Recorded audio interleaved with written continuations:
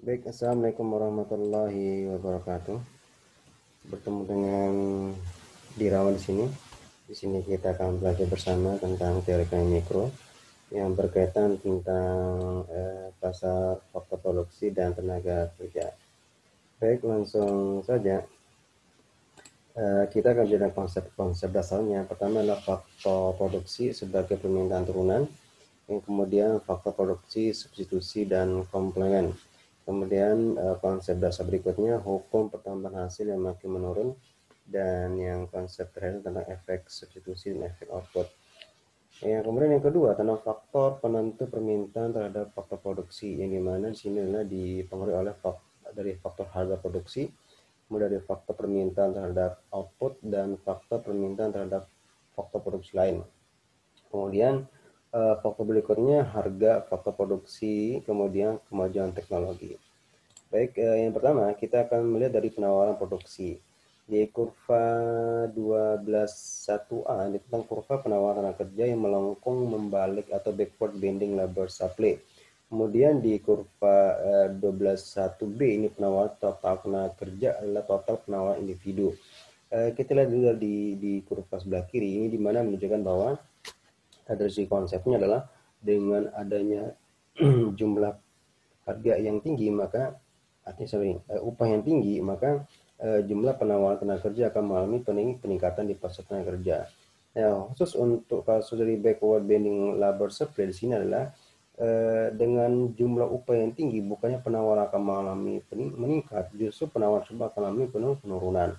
Hal ini disebabkan oleh adanya leisure time dari suatu tenaga kerja ingin menikmati waktu luang. Oke, di sini adalah kurvanya membelok ke sebelah kiri, dari kanan ke kiri atas. Yang kemudian adalah dari upah dan jam kerja untuk penawaran tenaga kerja total industri. Ini dia daripada total dari kurva penawarannya. Contohnya dari kurva penawaran produksi secara total, ini kita bisa melihat daripada S1 plus S2 dan plus S3, dan ini adalah ditotalkan di kurva sebelah kanan bawah. Kemudian adalah untuk kurva 12.2, dalam masyarakat ini miskin, kurva penawaran tenaga kerja dapat bersudut kemiringan slope negatif. Artinya jika upah makin rendah, penawaran tenaga kerja makin meningkat. Nah, ini mengakibatkan adalah dari segi penawaran adalah dengan penawaran upah yang rendah, maka akan mengakibatkan adalah tenaga kerja tersebut akan meningkat. Nah, kalau dari segi kurva permintaannya di sini, maka sebaliknya sama, akan mengakibatkan dengan harga yang rendah atau upah yang rendah akan mengalami peningkatan daripada jumlah tenaga kerja yang diminta. Nah, begitu juga dengan harga yang mengalami peningkatan, maka akan mengalami sedikitnya jumlah tenaga kerja yang diminta.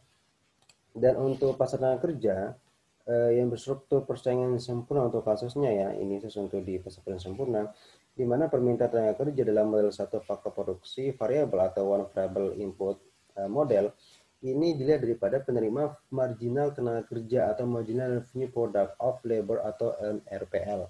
Ini adalah suatu produksi marginal yang dikalikan dengan harga P. Nah, kita melihat bahwa untuk melihat daripada MRPL, artinya adalah tambahan daripada keuntungan produksi, kita bisa melihat daripada tambahan produk atau adalah pergerakan daripada marginal produk itu dikalikan dengan harga jual suatu produk tersebut. Nah, sekalian untuk melihat daripada perubahan daripada atau daripada keuntungan tambahan daripada suatu produk, kita bisa melihat daripada mana, daripada MP dikalikan dengan P. Nah, sini adalah konsep dasar daripada MRPL di pasar persaingan sempurna. Nah, kemudian di kurva yang di 12.4 lain, di mana perusahaan akan mencapai keseimbangan bila MRPL sama dengan upah tenaga kerja. Artinya di sini adalah kita bisa melihat adalah keuntungan atau margin atau daripada marginal revenue produk labor itu bisa dilihat daripada atau dibandingkan dengan upah yang akan dikorbankan oleh perusahaan kepada para pekerja.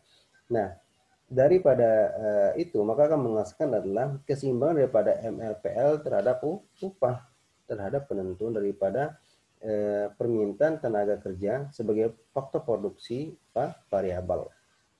Nah, di 12.4b inilah jika perubahan adalah faktor bukan harga ya, atau permintaan terhadap output itu berubah, akan bergeser atau shifting ke kanan atau kiri bila permintaan terhadap output bertambah atau berkurang.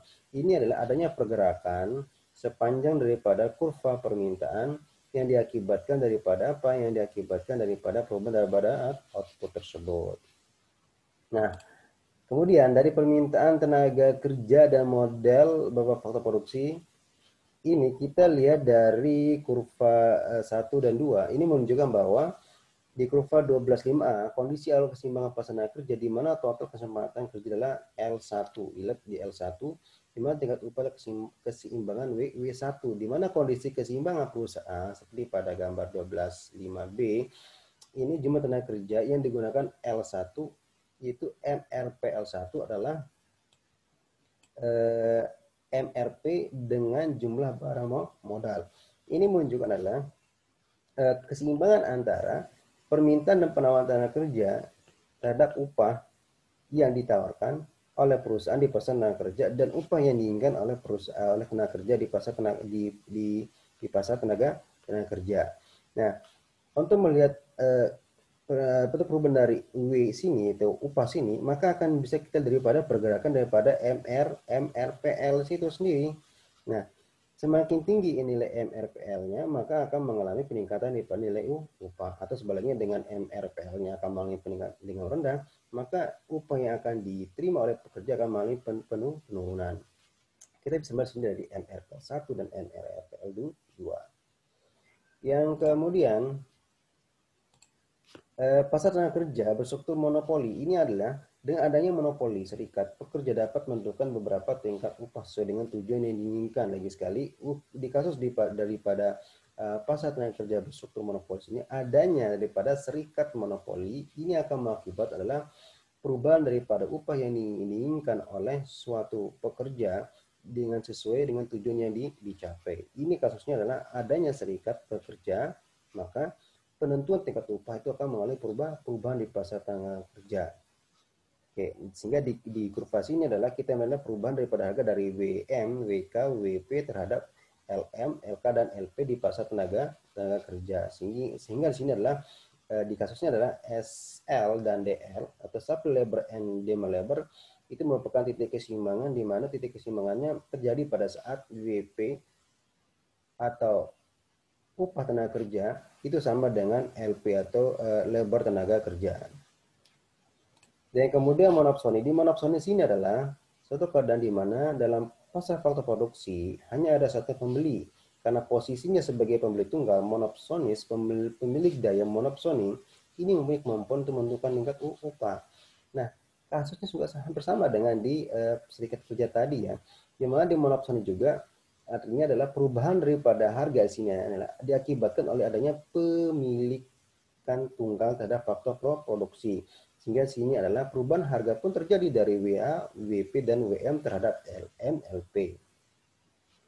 Dan yang kemudian di monopoli bilateral, nah di monopoli bilateral ini membicarakan tentang tingkat harga yang diinginkan monopsoni dan tingkat harga yang diinginkan oleh monopolis. Artinya perpaduan daripada monopsonis dan monopolis sehingga bisa menentukan daripada perubahan harga dan perubahan jumlah tenaga kerja yang diminta atau ditawarkan di pasar tenaga kerja. Ini dimaksud dengan sebagai monopoli bilateral. Kita terjadi kurva sini, perubahan daripada harga, ada perubahan daripada jumlah tenaga kerja. Ini diakibatkan oleh adanya tarik menarik atau keinginan antara monopsonis dan monopolis yang ada di pasar tenaga kerja. Makanya ini disebut sebagai monopoli bilateral. Nah, kemudian di pasar tenaga kerja, di pasar tanah. Di pasar tanah menurut model sewa Ricardo Sinella ditentukan oleh adanya tingkat kesuburan tanah tersebut. Nah, semakin tinggi tingkat kesuburan tanah, maka akan mengurangi daripada biaya produksi. Dengan mengurangi nilai biaya produksi akan mengakibatkan nilai jual atau harga jual dari tanah akan meningkat. Kita lihat di kurva A sini ya di 129A.